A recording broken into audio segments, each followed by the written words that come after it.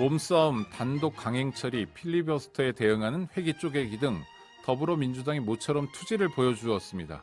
형사소송법과 검찰청법 개정안 처리를 위해 일사불란하게 움직이고 있습니다.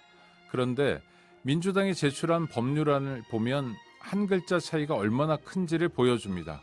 원래 법률안은 검찰의 직접 수사 가능 범죄에 대해 부패, 경제 범죄 중 대통령령으로 정하는 주요 범죄라고 규정했지만 국민의힘의 요구를 받아들여 국회 본회의에 제출한 개정안은 부패, 경제 범죄 등 대통령령으로 정하는 주요 범죄로 바꾼 것입니다.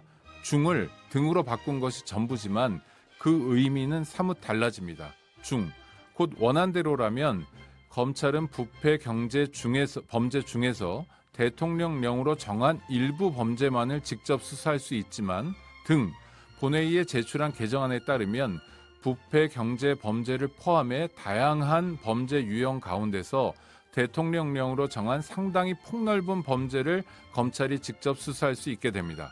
국회 본회의에서 법이 통과되어도 시행령인 대통령령은 대통령 당선자가 취임 직후에 얼마든지 언제든지 고칠 수 있기에 지금처럼 검찰의 직접 수사 범위를 6개로 제한하던 때와 크게 달라지는 것은 없습니다.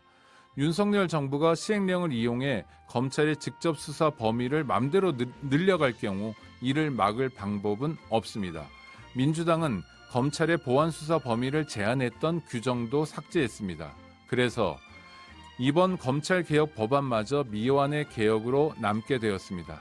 또 다른 검찰개혁 작업을 곧바로 시작해야 할 숙제를 안게 되었습니다. 소문난 잔치에 먹을 것은 별로 없는 모양입니다. 아쉽습니다. 오창익의 창이었습니다.